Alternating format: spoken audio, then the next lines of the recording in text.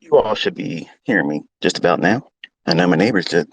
All right, so we are going to hang out for a little bit, just to jawbone a little bit here. Give me 1 second here. My car likes to yell at me for not putting my seatbelt on. Yes, I break the law in that regard. For this one, I guess I'll have to wear it because it'll chime and chime and chime for a minute before it turns off. All right, so this week we had some non-farm payroll action. And in case you're wondering, if you don't want to be sitting through this, that it should be recorded. So that way you guys know that to sit here and listen to this. You can come back to it later, I'm assuming. So one of the things that come up a lot is, why do I stay away from trading on Thursday and Friday, or even the afternoon session on Wednesdays on the first week of each month? And it's only to do with the inconsistencies with the market symmetry and the things that I call a signature and price action. They will come in and out. They'll be hit and miss type setups.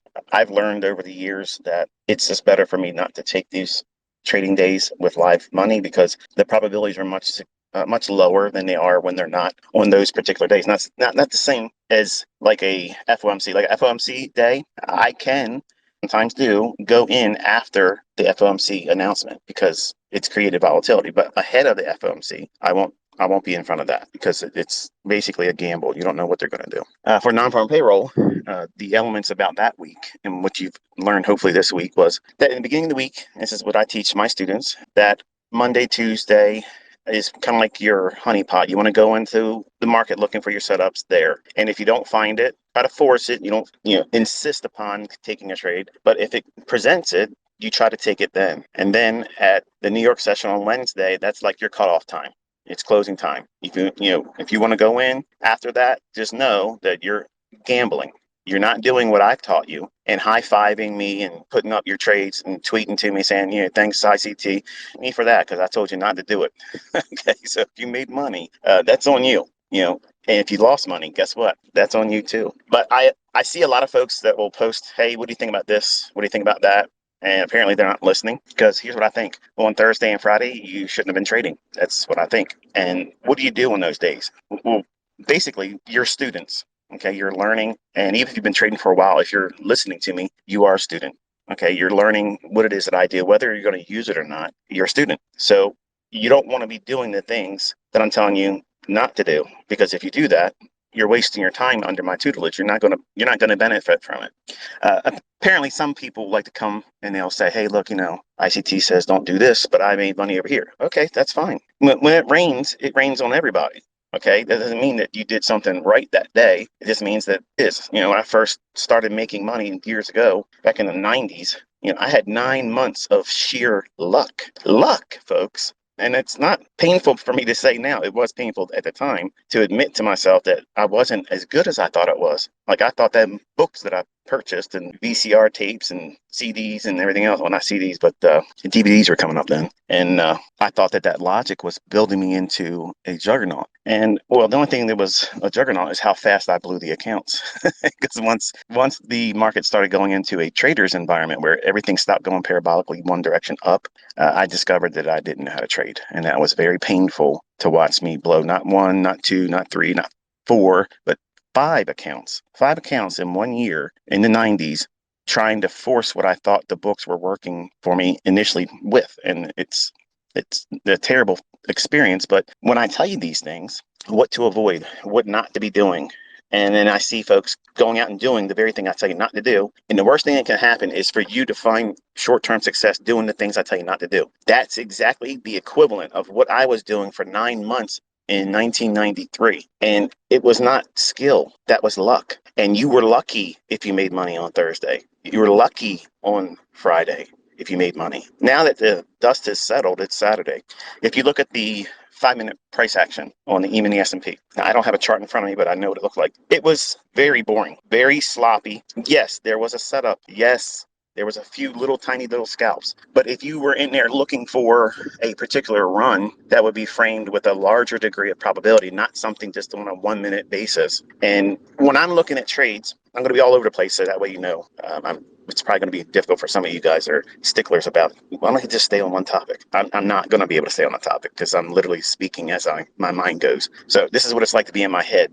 I may not completely close a topic And if I don't act on something, obviously just tweet it to me in response to this post or this recording, and then I'll address it if it's something that's noteworthy. If it's something that's already been mentioned in other videos or things, then I'll pretty much just, I'll like your comment saying I read it, but doesn't mean that I'm going to answer it because I've already answered it somewhere else. But when I see folks posting that, hey, thanks ICT, I made this much money on Thursday or Friday of non-farm payroll week. I'm not gonna high five that. Not because I'm ignoring you, not because I'm trying to be ignorant, but I'm trying to show you that you're doing the opposite of what I'm telling you to do. And some of you just simply want to have those war scars. Like you want to be able to go through what I went through, or anybody else that blows accounts, and I got the war scars to prove I earned my stripes.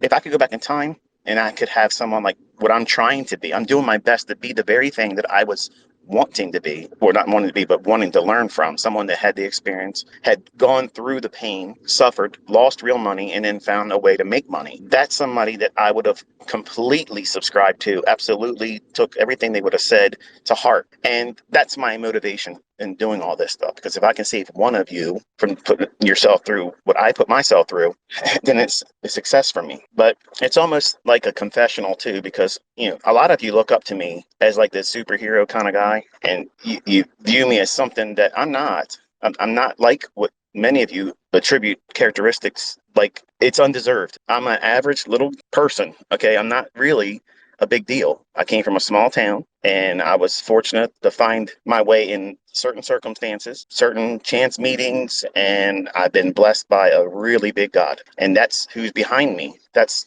where I get the tenacity to stay with it. That's who kept me going when I didn't have an ICT encouraging me. It would have been great for me to have somebody to sit down like this and kind of like just talk. Just talk to me, be a friend, be someone to encourage me, because I was in tears just about every other day back in the 90s. I was so frustrated. I used to work, and I'm thinking about it right now as I'm driving. On Saturdays, I would get up real early, and I used to do a vending route for a guy out in Owings Mills, Maryland. And I didn't make very much money, and you've all heard this story before, but I had to go service a nursing home on, can't remember the name of the road. It'll come to me, Fayette Street, downtown in Baltimore. Not a really good neighborhood, and I was always wondering if I was going to get robbed, but I never did. But I spent 5 hours of my Saturday as a young man, just turning 20 years old, freshly divorced. And I would waste 5 hours of my Saturday servicing one account, and I would hate my life. Like I hated it. I hated the fact that I knew my friends and my family were home, like probably are right now. Some of you are probably working, some of you are listening at your job, and you're cheating your boss. But I hated my life on these days. So every Saturday, I go out and I take a drive. Now I'll cycle through both of my Corvettes because I got to keep them moving and keep the battery life on them because I don't put a lot of miles on them. But I'm thinking out loud like I usually do on Saturdays, where I reflect on when I was a younger man, before I knew what I know now, and I was only making $315 a week. 50 of it was paid in under the table in cash for servicing that Saturday account. It would take me 5 hours to get up, drive out to Owings Mills from where I lived, pick the truck up, load up the things I need to put in the vending machines and go service it, drive down to Fayette Street, then drive back up to Owings Mills, fuel the truck up, do the whole thing. And the whole time I'm looking at the clock thinking, I'm never going to be able to see my girlfriend on time. She's going to be upset. The whole thing, every one of you young guys are thinking all the time. That was me. I did the same stuff. But while I was working and while I was driving to and from, I was looking for a way that I could come out of that. And I wanted to start my own vending business. Like I was going to cutthroat the guy I was working with because he was underpaying me. He took advantage of me because his view was, and this is what happened. I was sitting in the back of the warehouse after one of my route days, and the guy's father, who really owned the business, came in, and real snooty Jewish man. Not that there's anything against Jews or anything like that, but this guy was a hardliner. Just if you're not Jewish, then you're nobody. And he said, "Where's that young guy? Where'd you find him at?" Because I was always wanting to learn how to fix the machines. Like I wanted to know everything because my intentions were I'm going to make my own vending business. I didn't want to be an employee. I knew that when I was younger. But I heard him say, "Where'd you get him from?" And he's like, he applied. And he was the one that kept calling wanting the job. So, and he never misses a day. Never misses a day. He's like, he looks like he's from Essex, Maryland. He goes, he is. He goes, yeah, you got to watch those guys from Essex. I literally wanted to crawl under a rock at that time. And that day struck a fire under my ass. I was like, you son of a bitch. Let me tell you what money making is all about. I'm going to find a way, and I'm going to come back here, and I'm going to show you sons of bitches what real money is. I crept underneath the dock door so that way they wouldn't hear me. Because I think at the time, Glenn, who was the boss, the manager, the son of the owner, his dad Marty, he said something that day that literally got under my skin, and I was like, who the hell do you think you are? Now let me paint a picture for you. This guy, he owned a lot of Section 8 real estate down in Baltimore, made $30,000 a month in Section 8 income, living as a slumlord. Okay, his vending business, he had 3 routes. I ran one of them. My route did $147,000, and I guess that was the middle route. The largest one was ran by his cousin, and there was another guy that ran a smaller route that I think it did like $100,000. And granted, the business was 50-50. Whatever you paid, you basically made that, and then you had to take costs of any kind of employee or whatever. And we just simply got really dirt income. That day when I went home, I talked to my uncle, and this is why I believe college is a scam.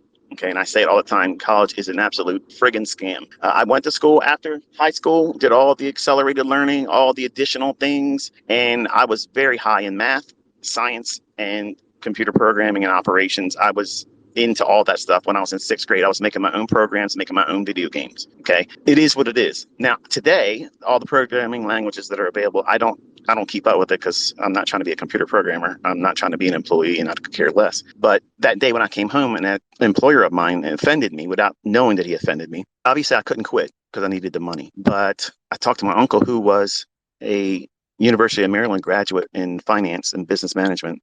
And I said to him, I said, what would you do if this happened? And I explained what I just told you. And he was like, what did I ask? Like, did you say anything to him? I said, no, I was embarrassed. Like, I mean, I'm from Middle River, which is across the street, basically, from Essex, which is down the street from Dundalk, Maryland. Okay. And they are like the armpits of Maryland. Okay. Like, as far as like white trash, like that's the areas where you see it from. And I can say that because I came up from it. So a lot of good people live in there, and they still do. But generally, you get the rough riders from that area. And some folks that are from this area, when they hear me talk, they can hear, like when I say use, like that's a slang that you can basically tell if somebody's from, Middle River, Essex, Dundalk, that vicinity. We all have that kind of vernacular, that little accent. But my uncle told me, he said, you just got to get yourself a good education and just pursue what you were in school for. I said, I don't want to do it. Like, I don't want to do it. When I got out, I couldn't get a job with all the programming. I couldn't do it. I studied COBOL, CICS, Pascal, Basic, C++, and I didn't want to be in the video game making. Like, I didn't want to do that. At the time, the visibility, and I was really wrong, I didn't see that as a industry that would have been growing, because I watched it transform so much from like Atari 25 or 2600. When I was a kid, we all have PlayStation and Xboxes now, but when I was a kid, it was Atari 2600. Like, you weren't it if you didn't have that. Okay. So I've watched all the transitions, and I was like, I just think it evolves too fast, and I just don't see myself being able to do that. But I was wrong in that regard, because if I would have gotten into game making, I probably would have done well. And I know this probably has nothing to do with trading. And some of you are like, man, get to the point. The point is you all ask how I think and interpret and how I got to where I am and how do I get through all the struggles. Well, this is one of those struggles that lit a fire under my ass. A boss literally basically said that I was trash. Didn't say the words trash, but that's what it is. So when I talked to my uncle that day when I came home, because I actually lived with them, I rented a room and board, $50 a week. And I told him, I said, Uncle Stan, I'm mad. Like, I'm pissed off at this guy. Like, I want to go back and tell him off, but if I do, he's going to fire me. He's like, well, the best way to live well is, the best revenge is to live well. You just go and do something better for yourself. And then when it's time, leave. But I didn't have an answer for how to do that. Like, I didn't know what it is that I would be doing to make money. Not that I was making a lot of it under them, but I spent an average of 13 hours a day doing that garbage job and listening to his lies, saying, I'm going to make you a route manager one day, and you're going to be $500 a week. Now, $500 a week back then, in 1990, 91? 91. I literally swallowed that hook, line, and sinker thinking $500, that's mad money. Like, that's crazy money back then. $500 is nothing. Like, my stop loss. My stop loss per tick is like that now. So the bottom line is I was pissed off, and I wanted to find a way. I wanted to find a way to get out of that situation. And my uncle's advice was go back to school and pursue more of the languages that are available today. Now, this is a guy who I love. He was a father figure in a period of my time of growing up. He let me move into his home, and They treated me very good. But this is the same person, and this is what I said, don't take life advice from people that have a lot of drama in their life. And there's people out there that critique me very hard, and they assume the things I talk about and say aren't good advice. But if you look around, there's a lot of folks since I've been public teaching, they're showing the results. They're doing those funded accounts. I'm seeing people getting paid, not just the acceptance of these funded accounts. And I'm not going to sit here and rep anyone's company because I don't have any affiliation. And please, if you're part of those companies, don't reach out to me anymore because I'm not going to, rep you. I don't do those things. Just like brokers, I don't rep a broker either. I'm not introducing broker. I'm not trying to get you to do anything except for invest in time with yourself and believe in yourself, because I'm telling you right now, going to college is the biggest fucking scam you'll ever do. And I don't care if you make money because you went to college. The world has changed. Look around. Look around. People have no idea what's about to come. They have no idea what's coming. I've been talking to my students, telling them before Trump got elected, I said all this stuff was coming. It's in video, it's documented, period. The things that are coming, you're not ready for. Your job is not guaranteed. Your boss thinks the same way about you, like I just described my old boss when I was a young man. They're not going to tell you because they can get a lot of trouble today, where, back then, a lot of things, you can get away with a lot of things back then. But I was taking advice from a guy that went to college, graduated a very high GPA, business management, a math scholar, but he was managing a Kentucky Fried Chicken, KFC. Yeah. Here's my uncle, the guy I learned about trading from, who couldn't make money outside of the first initial plunge into it, where he made money to buy a condominium down in Ocean City in Sugar. And he told me when I was 15 years old and 16 years old, every Sunday at my grandmother's, the richest people in the world, Michael, trade futures and options. Get yourself a good job, become an electronic technician, save up, invest, and live like the fat cats. Well, at 15 and 16, hearing that, I'm interested in martial arts. Okay, I'm going to run my own martial arts school. I'm not interested in all that stuff. It sounds like the stock market. That's over my pay grade as a kid. I'm not interested. I hadn't really worked yet. And then when I started working, I was thinking, this sucks.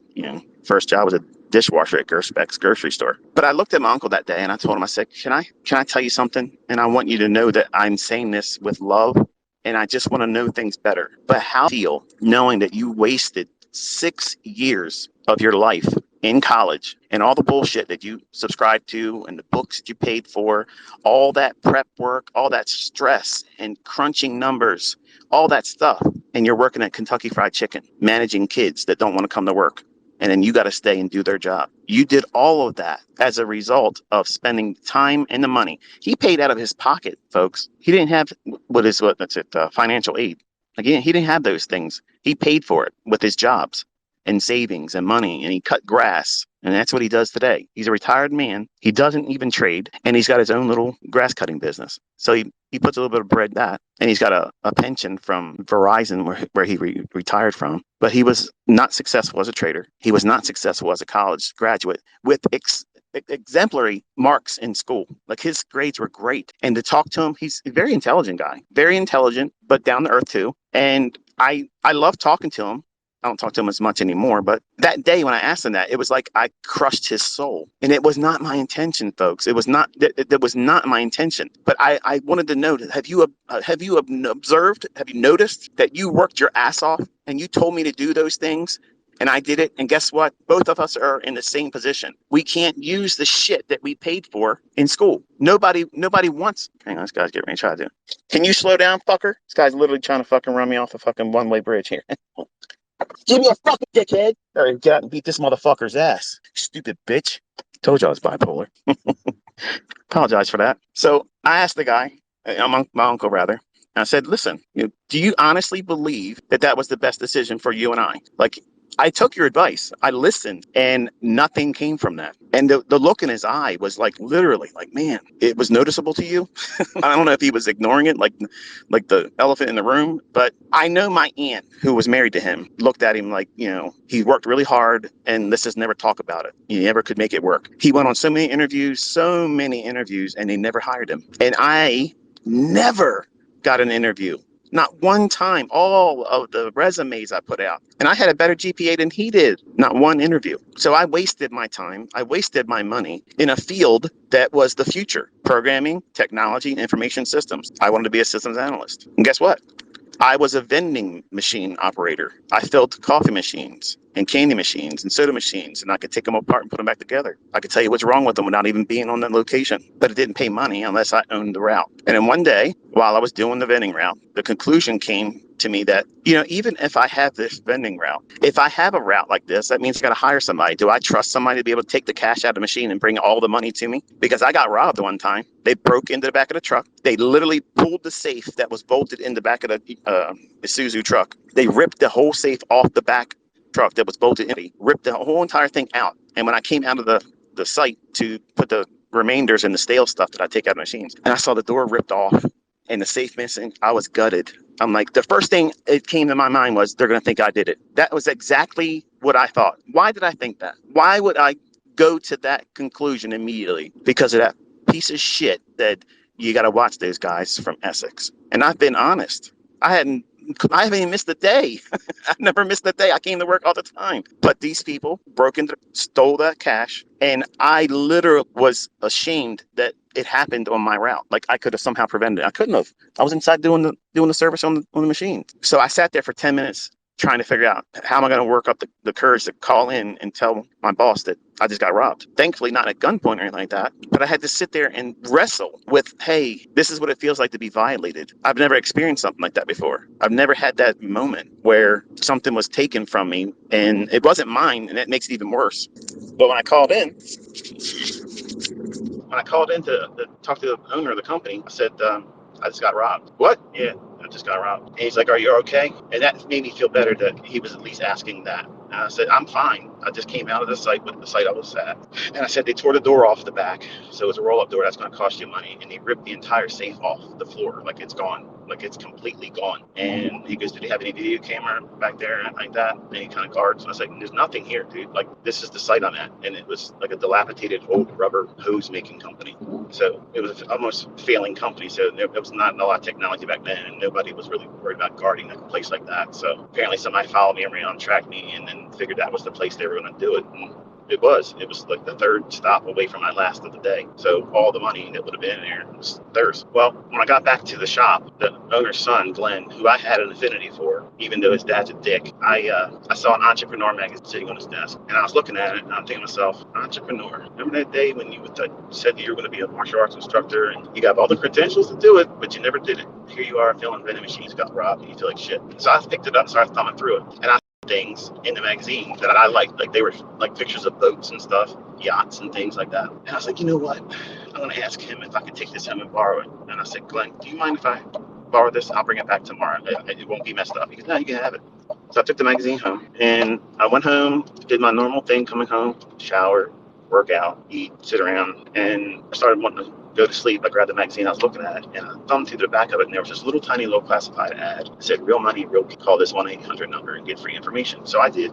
And in like a week, I got a little cassette tape. And obviously, many of the old people here, the old time students, they know that was the Ken Roberts cartridge course that ended up buying, that put me on the mailing list of Larry Williams stuff, the rest is history. But when I started making money trading, I was at that vending company during that 9 months so naturally, because I was looking for any way to get out of that lifestyle, having to work, and I wanted to be able to put the middle finger up into that guy's dad's face, which I never did that, folks. I'm glad I didn't, because I'd probably regret it today, but I'd be lying if I said I didn't want to do it, because I did. But I wanted to escape so badly that there was a snowstorm, and I was expected to go to work that day, and I was in bed with my girlfriend, who I was engaged to at the time, and I thought to myself, I make way more money than I make in a month, a day now. And I'm looking at this girl who's not my wife. It was a younger relationship. I was a young guy, but I'm looking at her, I was thinking, I want to marry this girl, and I don't want to be doing what I'm doing. And she doesn't know what I'm doing. She thinks the only from the vending business. So when we go out to dinner and I'm taking her to nice restaurants to try to impress her and her parents, that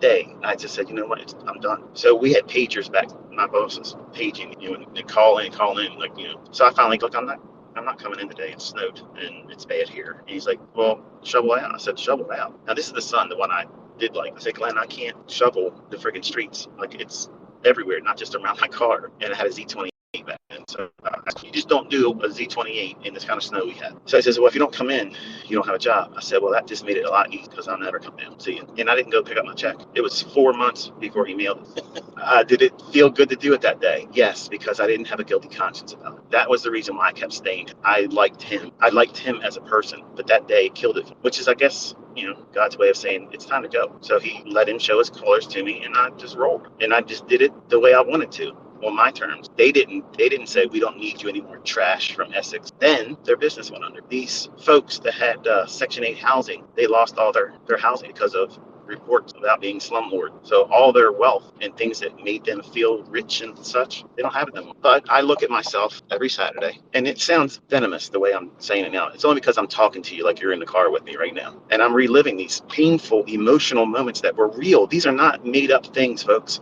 I garbage. Okay, just like all of you do. I was not exempt from that. You hear me talk, and it sounds like this guy was just pressed out of a mold. He never had any hardships. It was a silver spoon in his mouth, and this is no, no, no, no.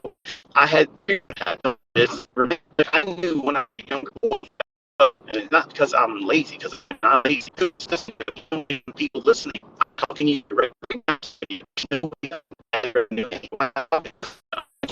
I'm a real person. I do these things, just like you're going through your things right now. And you'll think about this conversation when you're older and you have more experience behind you. And then when you've succeeded, you'll say, you know what? I remember that time when ICT was out there driving around, almost beat somebody's ass for almost running off a road. That day, he said some things that really resonated with me. And it made sense at that time later on, not so much meaningful to you right now, because they're my experiences. Maybe you don't have the hardships that this is temporary. Don't let other people around you look down on you and make you think that that's where you're supposed to be. No, you are not where you are right now. You found me because you were supposed to find me. We crossed paths because you are expected to use what it is I'm teaching. You didn't find me by chance. Do I ever advertise? No. You ever seen any ads? Nope. No coupon codes, no special deals, no deadline. If you don't do it by this time, that's all garbage. That's people that need to sell. I don't need to sell shit. And when you taste what it is that I'm selling, it's real. And then when it's given to you for free, that's treasure. Look how many people are literally energized. They're able to see it. And all it took for them is to literally engage. Take me for my word only on the basis of test and see if it's true. It costs you nothing but time. If I'm a fraud, if it doesn't work, you'll know right away. I didn't have that, folks. I didn't have those things. Hang on. I was trying to run him over in the fire engine. See that? When's the last time your mentor took you on a road trip like this? Almost had cops show up. So when you go through these moments where you feel like you're not going to be able to do this, just know that I had those all the time. And I had good, well-meaning people around me, and they didn't inspire me. In fact, they were weights around my neck. They kept me from being positive. I had to dig in deep on myself. And it was me basically going to war with that guy's perception of me. You got to watch those guys from there. Like I'm some freaking meth head selling crack on a corner somewhere. I was a model employee. That's the guy you want, that never misses a day, that works over and doesn't expect anything extra and believes that in time that the employer will reward them for their loyalty and work ethic. And I was taken advantage of. But guess what? I'm not complaining about that. I'm glad it shaped me into that's who I was before I started working for them. My grandfather made that in me. So college is a fucking scam. It's a scam. You will not go to college now, get a career, making a high degree of income with a great degree of consistency and longevity, because your business is not guaranteed to you. What did 2020 show you? The rules have changed. There's a second one here. I don't see any smoke, but I'm bringing it today in a Lamborghini. Hey, brother, I see you. The world's changed, folks. And when I started talking in 2016 about what was coming, I got laughed at, Chicken Little. But I said, everybody on Twitter said everybody needs to get ready because they're going to do something that's worse than 9/11, and it's coming. I said that in July of 2019 again, and in October I said it also. And then they started censoring my posts on Twitter, and that's the reason why I left. I did not get run off the Twitter because guess what, brother? I'm right here. Bring your shit. I'm right here waiting. Everybody can talk to me. Everybody can say what they want to say. And I'm right here to answer all of that. So on Saturdays, I take a drive and I get to reflect on the choices I make, just like I tell you to on this community post. You got to look back and think, where have you been? What are you doing right now? Where are you heading? Are you still on Are you still on task? Have you lost your bearings? Are you lost? Do you even know what you're doing? Did you even do anything last week that contributed to growing? It's not just watching videos. It's not looking at tweet community posts. It's you rolling your sleeves up and getting out there and getting dirty in it, doing it wrong and learning from them. That's the part that I thought was the prevention for me to. Like, I looked at it like, I'm never going to get this. I'm never going to get this. And my aunt would come in, knock on the door, and hear me weeping in there. Like, are you okay? Yeah, I'm just frustrated. What's wrong? You won't understand. And she wouldn't have. Even my uncle wouldn't have understood, because I was trading live money, doing trades that I could not really realistically afford. And when they went bad, they were bad. But when they were good, I contained that. And I kept telling myself, this is how you keep going. When they look at you and they look down at you and they think that you're a friggin' bum, that you're never going to amount to anything because you live below your means, guess what? They don't know the real you. They can't see the real you. The real you is that person that knows that you don't have it yet right now. You know it right now. You don't have your power to do it yet, but you know you're getting, and you're not going to take no for an answer. You're not going to be right. No one's going to convince you that you can't do it. No one's going to sell you an idea that's going to distract you and prolong the process. You know that you know that you know. Once you get that mindset, that's what's needed. You need to be doing that. Once you arrive at that point, it's just a matter of time, folks. It's just a matter of time, and how much time is it going to be? I don't know. It's everybody's different. But I can tell you, I had a plan that I did not want to be working when I was 40 years old. So I was willing to give up at that time half of my life to get to where I wanted to be at. And where I wanted to be at was financially independent. And I started with trying to earn and save $1,000 a month. And folks, that shit got real easy, real easy. And then when you start getting these mile markers, you don't need cheerleaders around you. You don't need anybody to tell you that girl, you're gonna do it. Keep doing what you're doing, because your bank account tells you that. Your bank account tells you you're doing shit right, man. Who cares who believes you? Who's going to convince you when you got millions of dollars in the bank? Who do you need to tell you that you finally arrived? You need somebody to talk to you. You need Tony Robbins to talk to you about how you're doing a good job. You got 7 digits floating around in multiple banks. You need Tony Robbins to tell you you're doing a good job. No. No.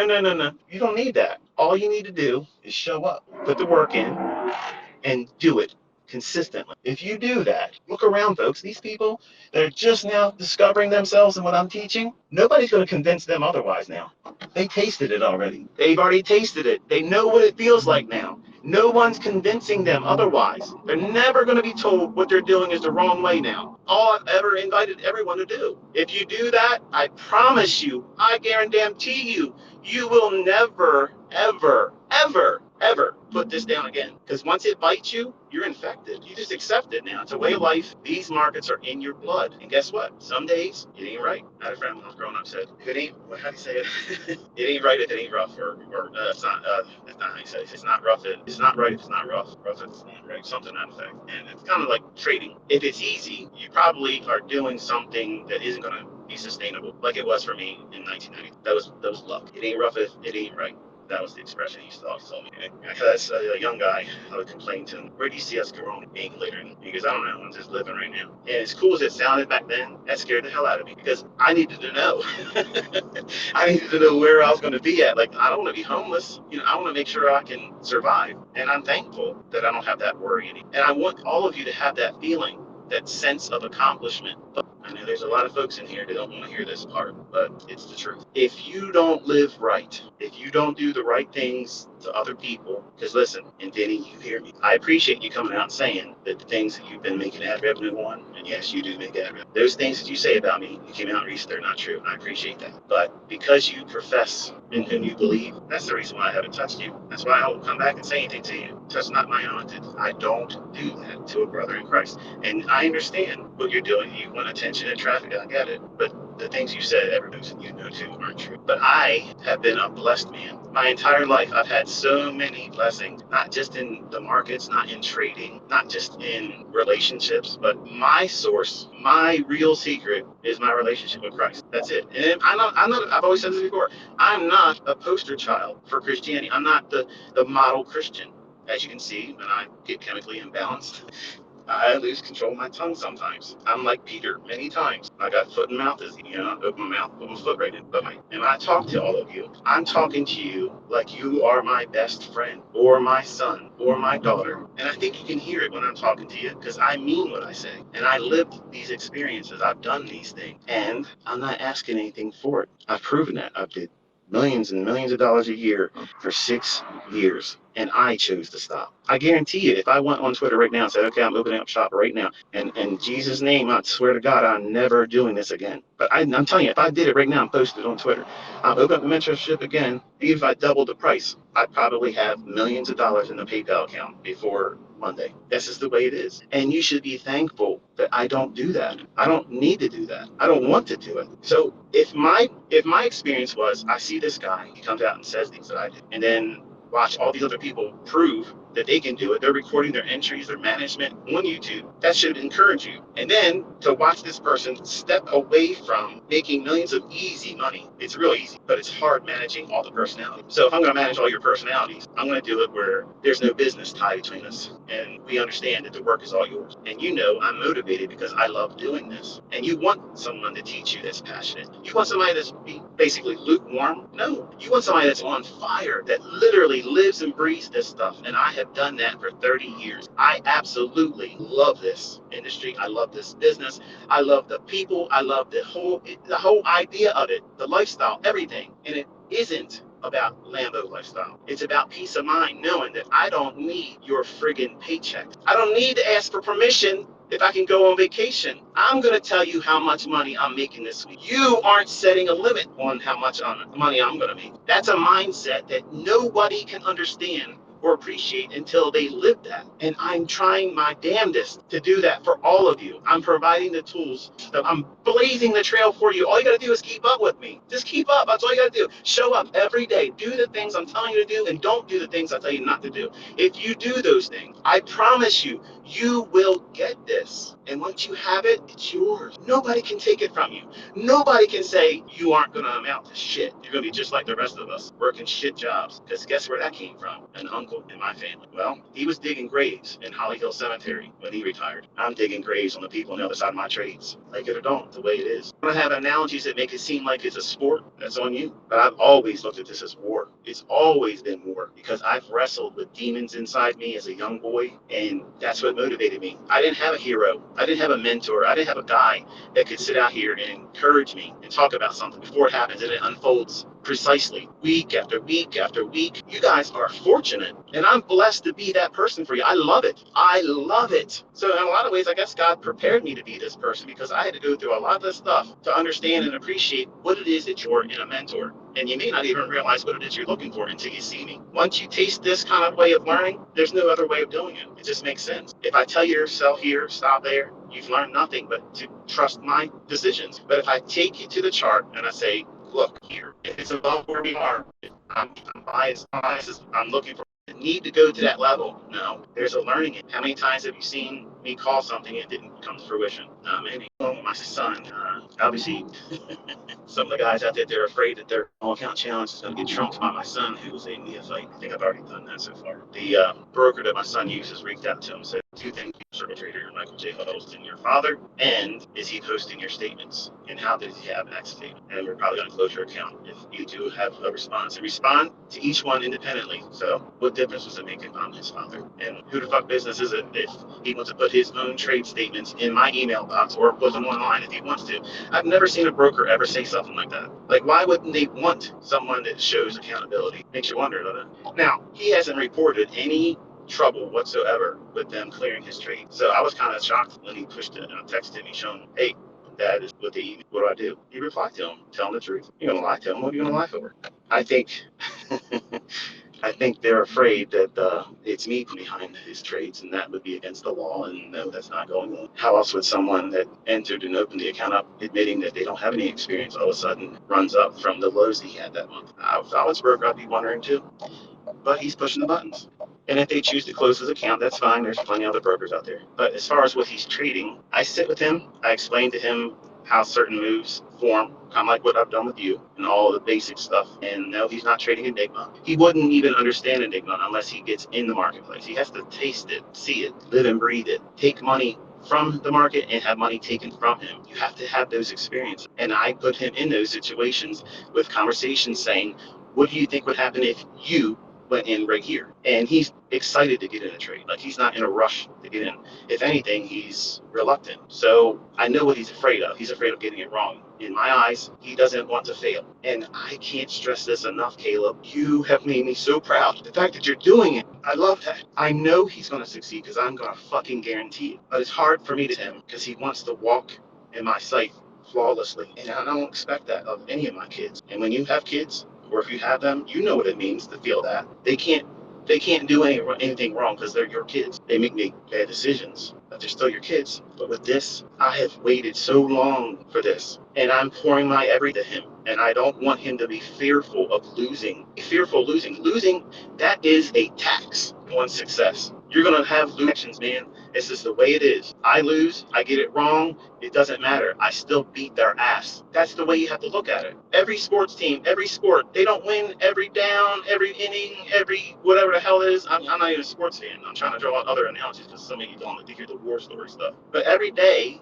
isn't going to be a winning day. And I want him to understand that if he does this and he has a losing day, I'm not looking down on him. I want to see, does it affect you on the other side of that loss? That's what I'm interested in as his father and as his instructor in terms of trading. I want to see how does it affect him mentally. Because I'm going to tell you right now, when I was younger, when I lost, I was pissed off. I hated everybody. I could have easily snapped the neck of somebody that would have came up to me as soon as I dusted $3,500 on a trade that I knew damn well 20 minutes before I should have got out of that thing. But now the next person that speaks to me, it's his fault. You did this to me. You know what I mean? You know what I'm talking about. So many wives and girlfriends and boyfriends have suffered so many times did that time cause that pain. And you want to find some way to put an outlet on it that takes it away from you. But that's what trading is. You eat it and you swallow it. It's good medicine because it makes you the trader. That bad stuff that happens to you, that's what every wildly profitable trader has done a lot of. They ate that. They took those shots and they kept going. That's why many of you are absolutely you're gonna find that this is the most impossible thing for you to do. And it's impossible for everybody in the beginning until you get that mindset I mentioned earlier, where you know what? Nothing's gonna deter me from doing it. I know it's gonna feel like I want to quit sometimes. It's gonna feel like this is a bunch of shit. I can't do it. I can't learn this. I'm frustrated. It didn't do what I want. I don't even know what the hell the bias is. Everybody's asking all the time, bias, bias, bias. I am literally teaching you bias, folks. I'm taking you into the chart, telling you, here it is. This is what I'm pointing to. If it's above the market, is that a bearish bias? No. If I'm pointing below the market price, and I'm saying, look at this level here, note that. Is that bullish? No. I'm teaching you by doing it with you. I'm showing you. I'm teaching you how to avoid when you're going to blow your account. I know that intimately. I did a lot of that in the 90s. I got no problem telling you. I got medals. I got purple hearts, okay, for blown out accounts in the 1990s. I did it in stunning fashion. It was style. I did it while in a truck, working 13 hours a day, driving with my left foot laying on the steering wheel, going over the T bridge, high wind. That's like trading full margin, no stop. And that's how I was trading market, crude oil market, gold, futures. I was doing all that stuff and losing my ass the whole time doing it. Well, blew that account. It's going to take me 6 weeks to save up another amount to get it. But guess what? Nobody could have told me ever that was a dumb decision because I knew in my heart I have tasted what it feels like to win. And those wins were more than my monthly income gross. Let that bug bite you, and it'll never leave you alone. It'll never, ever leave you alone. So you might as well just roll your sleeves up, accept the fact that it's going to take some work, it's going to take some effort on your part, put in the time and the work, defer all your weekend warrior stuff that you want to hang out with your buddies and go out with your girlfriends and go buy what's on sale. Stop all that. Invest your time and your money in yourself. Because I'm telling you right now, there isn't anybody, I don't know anybody that went to college that makes as much money as I have. I don't know anybody like that. College didn't do that for them. Now, business owners, yeah, that's the way you do it. But employees, my opinion is even an average, consistently profitable trader will slap the money bags out of the best of any employee of any company because you're not limited. That company says how much you're going to make. You're an employee. You're subservient. I'm not subservient to anybody, the Lord. But outside of him, I ain't got to listen to nobody. Nobody tells me what my schedule is. No one tells me when I can and can't.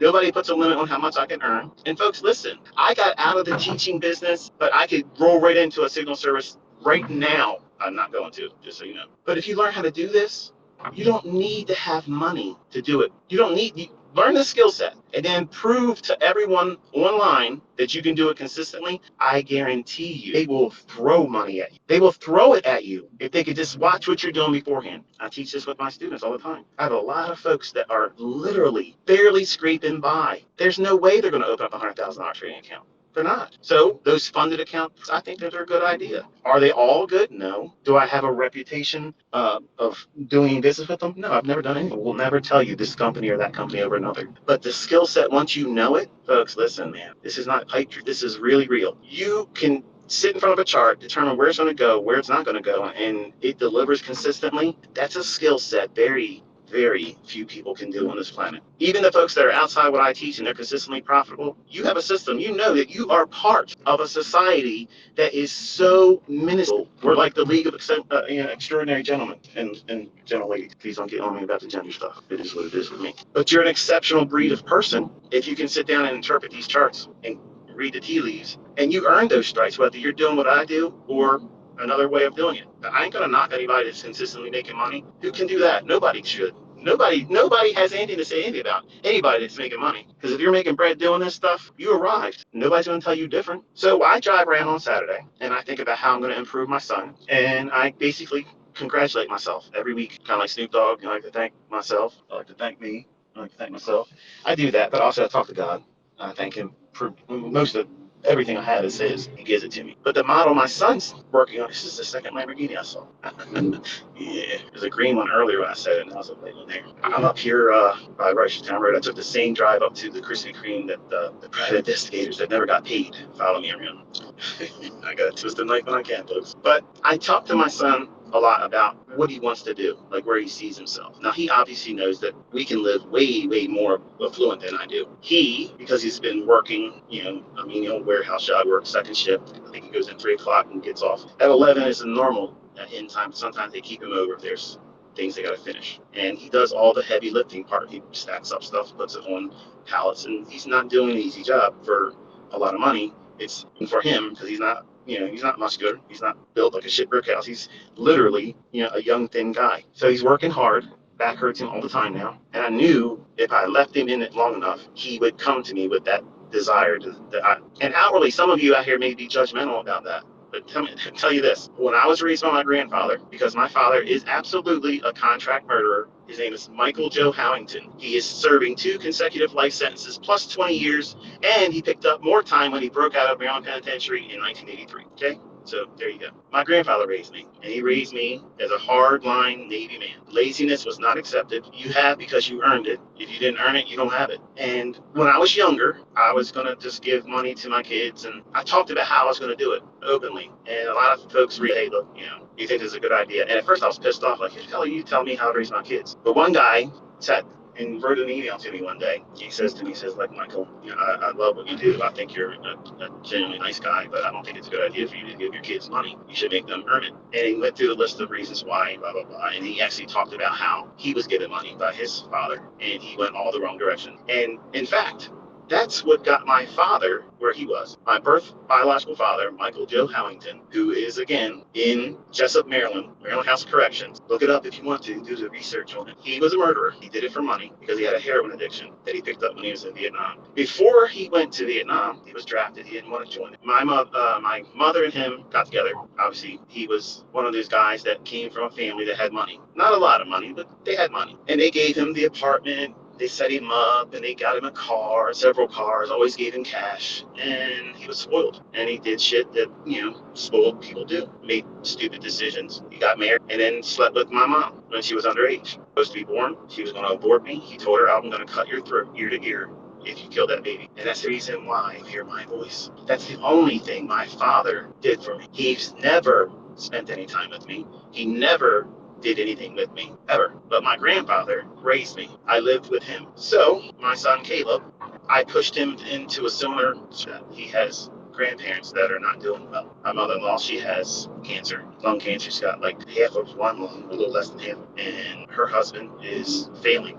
Like, we don't even know how long. he's really around. We're surprised he's still here. So my son does two things. He lives with them to help them in many ways, like a hospice. Not that they're on their deathbed, but he does a lot of things for them that they can't physically do. And he works his second shift job when they are resting in the evening time. So for the assholes out there that try to judge my parenting or my kids, none of my kids are profitable, successful millionaire traders that I'm about to make. My oldest son, he invested in crypto, made a little bit of money last year, and I told him, get out, please listen to me, son. Nope, this is the way it is. We had a falling out because he wanted a house and set him up with cash, and he wanted to be like my dad, and I told him I'm not going to, and we have not talked since. He does things in his life that I live, and some of them could get him in trouble, but he doesn't listen. But he's his own man, and he'll have to take those consequences. But he has lost a lot of his money because he didn't listen. I told all of you crypto was going to crash. I don't trade crypto, so please stop asking me about it. I'm not going to talk about how my concepts work or don't work in them. I don't believe in crypto. So if you're trading crypto and you made money, congratulations. But don't attribute to me because I didn't help you do it. But if you lose money,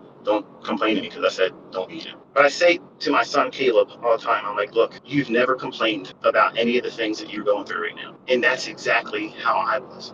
I didn't complain that I had to stay within an earshot, that I had to be right around the corner to take my grandmother to the bathroom because she couldn't walk. I didn't complain about that. I just thought that's what I had to do. What was I going to compare it to? I didn't have anything else to compare it to, just like Caleb. So now he has the right mindset. Out of all my children, he has the right mindset. He has worked menial jobs and made nothing, hates his friggin' career, okay, because it's not even a career. It barely gives him any money. His back hurts every single day, and he wants to finally do his own thing. That's the fertile mind that I need. He knows what it tastes like to be living like that. He never one time complained, Dad, can you just do this for me? He's never asked me for anything. He's never done that. My other kids always ask.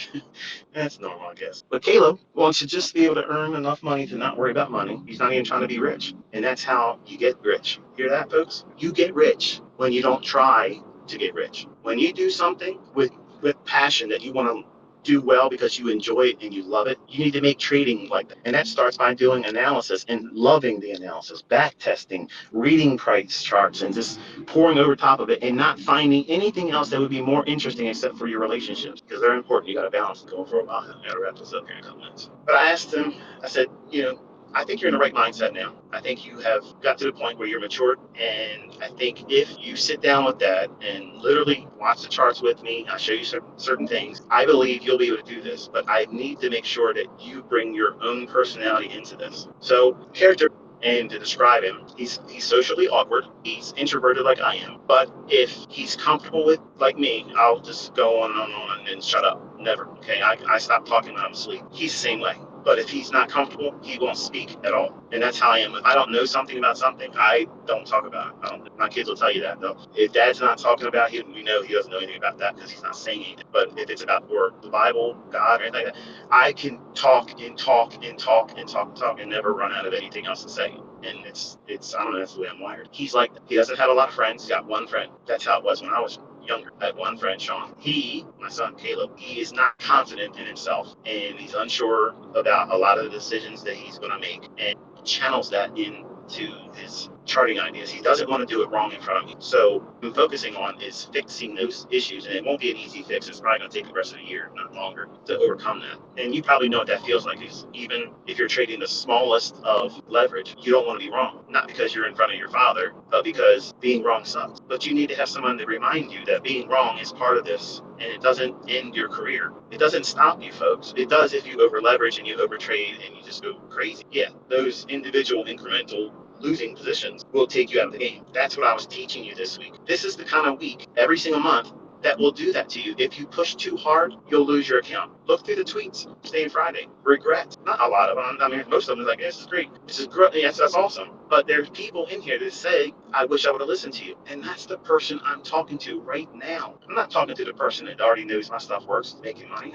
You're not my audience right now. I'm talking to the folks that are on the fence or about ready to throw in the towel and say, I can't do this. No, Ken. And you're not going to quit. It is bitching. Bitching's part of it. I bitched and quit so many times in the 90s. I quit. Every 3 months I quit. I quit every single time until I had enough money to open up a new account. That's exactly what I was doing. I was quitting until I had enough margin to open up another account. So nope, that's addictive. And you have to be an addict in this to stick with it because cheerleaders don't exist and it doesn't work like that. You have to cheerlead yourself. You got to be the person that says, you know what?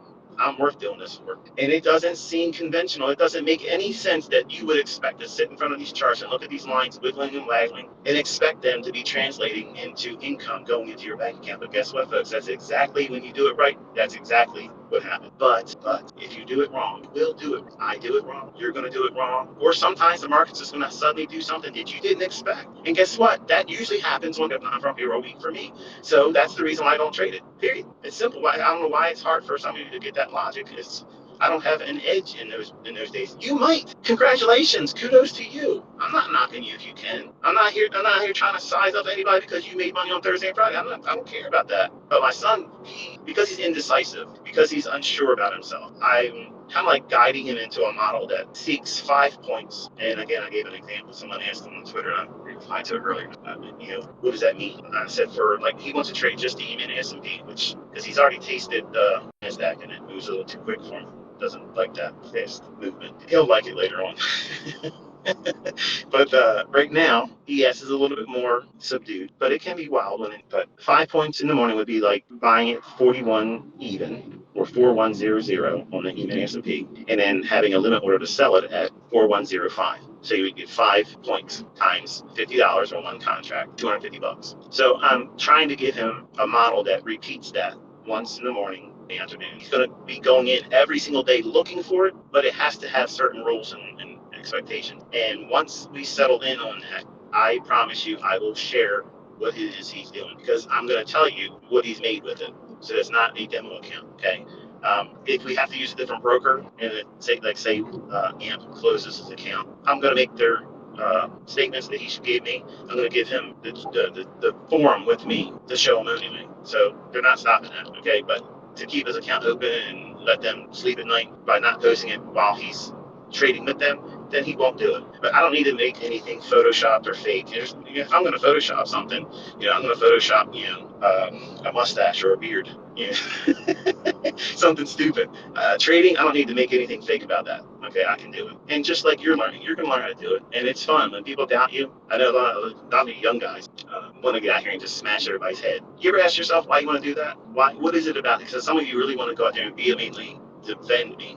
Like, I need you to defend my honor. I don't need that in me. I enjoy it. Bottom line is this. If you feel like you got to go out there and prove yourself, listen, folks, this is for the young guy. And Danny, this is you too. You were scarred. Sometime in your life, you had something cut you so bad that you had something taken from you. Somebody that you loved cut you so deeply that now you have a wound that nothing can fill it except for you proving to them that you are better than they thought you were. You were worth more than they thought you were, and then hurt you. And you want to prove it to them. But because you can't prove it to them, you're going to prove it to anybody and everyone that gets in front of you. And I tell you this because that's how I live my. I can't wait to see him again and embrace him and tell him I missed you, and I hope that he's proud of me. I hear his words every day in my head, and it was hard growing up under him. He was strict, but it shaped me to who I am. And because I can't satisfy that urge to prove to him that he did good on me when I was younger, I flexed on everybody for it. And I'm about to turn 50 in a couple. And it's weird when you start looking at that age. And some of you young guys don't think it's going to happen to you anytime soon, but it's quick. It gets here real quick. You start looking at things differently. And things don't matter like they feel like they matter for you right now. I can get out here and do all kinds of things, folks. But when you're done doing it, payout isn't nowhere near as much as you expected it to be. And the bottom line is this: nobody cares. Nobody cares. So really, you're just doing it for yourself on reasons that aren't really worth it. So if you're in trading to prove your self-worth to somebody else, you're doing it wrong. You're going to do it wrong because of that. You're going to try to push too hard when you shouldn't. You're not going to follow the rules because you have a vendetta. You have something to prove, when it's a process that you have to follow. Not, I'm going to prove something to somebody else. No, because if you follow the process correctly, they'll, trust me, if they're paying any attention to you, they'll notice it. To remind them of it. That's wisdom that comes when you start getting older. I didn't have that as a 20-year-old. I don't care what people think of me anymore because I lived my life. I lived my life. I lived my life. I've done things that no employer could have gifted me with bonuses and salaries that would ever take me to a point where I can afford things I have now. And I have a skill set that no college would ever teach you. And guess what? The institution of ICT, this college, it's free, baby. There's no financial aid needed. It's show up and put the work in. We don't give diplomas around here. Your diploma is your account growing. That's your GPA. You want your GPA to be high, you work at that. Nobody gives that to you. Earn it here. And when you earn it, nobody can take it from you. Nobody can minimize it. Nobody can make fun of it. Nobody can talk down to you at all. And that is what I'm trying to do with my son Caleb, because I know I'm going to turn this boy into a savage. I'm going to make this motherfucking boy so monstrous. He is absolutely going to rip the shit out of these markets. There ain't going to be nobody that's ever going to be able to step this boy. Nobody. And I guarantee you, I'm putting my fucking life on this. My son's fucking name is going to be on the historical board of that Robbins Cup, and he's going to fucking destroy Larry Williams. How about that? Caleb Huddleston is going to fuck up Larry Williams' record. You know what? I'm going to celebrate like a motherfucker. I'm going to live stream that shit. When they fucking do the audit, he's going to do it. He's going to fucking do it. And I'm going to shove that straight up your fucking asses, you motherfucking trolls. And I'm going to lug in bit of it. I'm going to be the proudest papa you've ever fucking seen. I'm going to be prancing around like a fucking peacock. And ain't a fucking thing you can do about it. You ain't going to stop it. If you think you can fucking beat him, you fucking join it. You join it. I guarantee you, you will never even come fucking close. You like that, Christian? Until next time.